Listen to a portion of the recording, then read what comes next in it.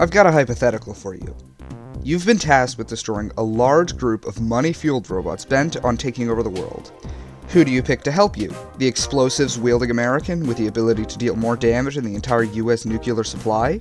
The obese Russian with a minigun able to shoot faster than YouTubers reacting to a singular Twitter post? Of course you don't. That would be the rational option, and if you have seen anything of mine, you would know that rational options are not my forte. Instead, you pick the sword that prefers the acquisition of craniums over shutting the fuck up. If you die with it, and trust me that will happen a lot, you'll move slower than the amount of time it takes me to upload a single video. And if the ever-present threat of the robots who have guns does not make this hard enough, teammates who aren't feeling very jolly towards the idea of you having fun in a video game will make it all the more worse. Pair that with my refusal to buy resistances, and you get one big lump of dying more than the Zero Tor Pyro. Make sure to like and subscribe, because this is MVM Demoknight.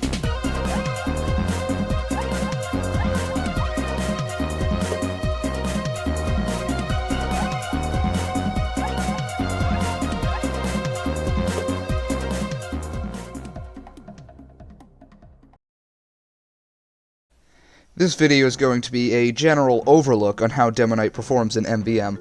I will cover early, middle, and late game, giving my advice on certain scenarios and what items I think are best, but you must note that I am not an expert. I have no idea what I'm doing half the time, so my word is not gospel, as a funny banana man would once say.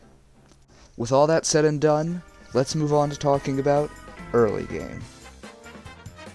Demoknight in the early game just doesn't...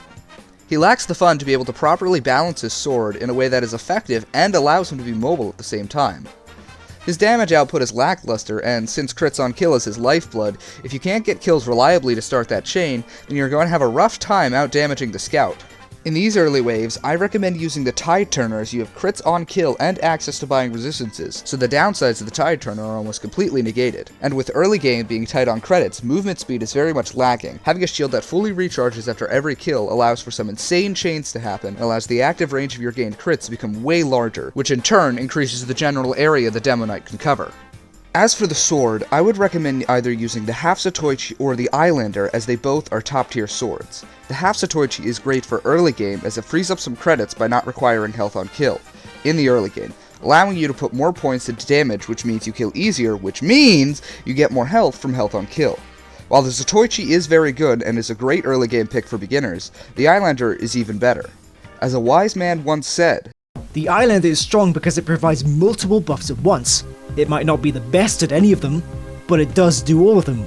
It's a jack of all trades." So it covers the most bases in the realm of speed, damage, and health. Therefore, it allows you to save money, not spending it on movement speed, and it also increases your maximum health to 235, which is helpful when dealing with, surviving. The downside of all these attributes is, of course, you lose all of these benefits upon death.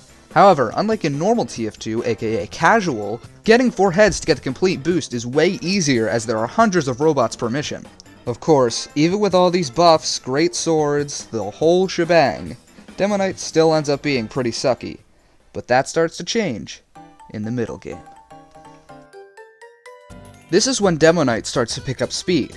He starts to be able to secure kills and is able to deal large amounts of damage to giants with his swing speed upgrades. Even though Demoknight is expensive in the early game, he starts to become very cheap as the wave go on, and if you have a good scout, you'll find yourself buying health regen because you have nothing else to spend it on. Another positive of Demoknight in mid-game is his tank busting ability. No, I'm being serious. All swords have a negative attribute attached to them, that of which being no random crits. While this feels like a useless downside, trust me, it does a lot to limit the swords. Well, all except for one.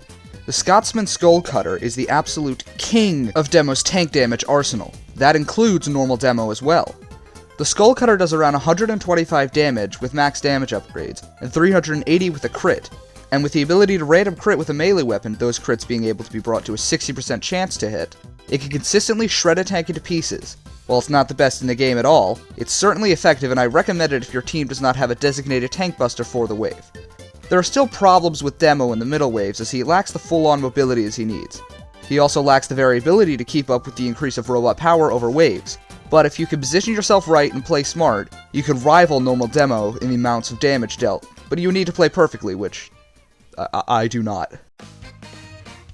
Late game is when you become spoiled for choice, as you have nothing else to spend money on other than buybacks and canteens. I recommend Uber canteens, they allow for more sustained giant damage. But don't get cocky, Demoknight will always be super vulnerable to being straight in front of the robots. You need to put yourself in locations that will allow aggro to be on your teammates who can actually deal with that pressure.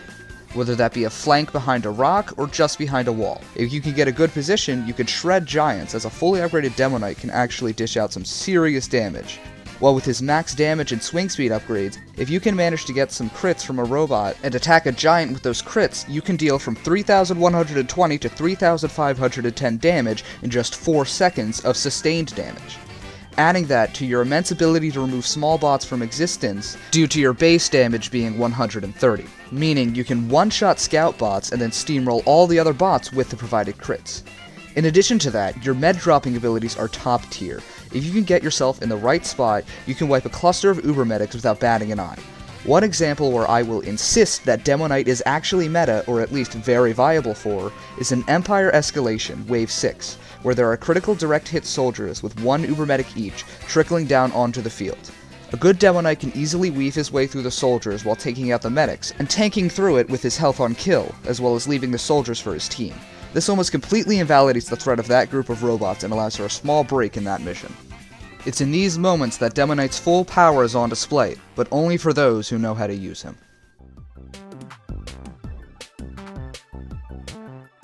Even though Demoknight is definitely strong, it is also very, very high risk, high reward, as having to get within melee range of the robots is not only challenging, but also dangerous, as they can put more holes in you than an entire block of Swiss cheese.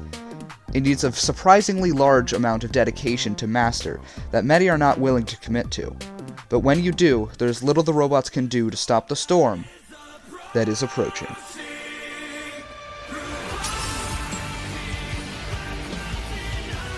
Unless it's before Wave 3, then you're fucked.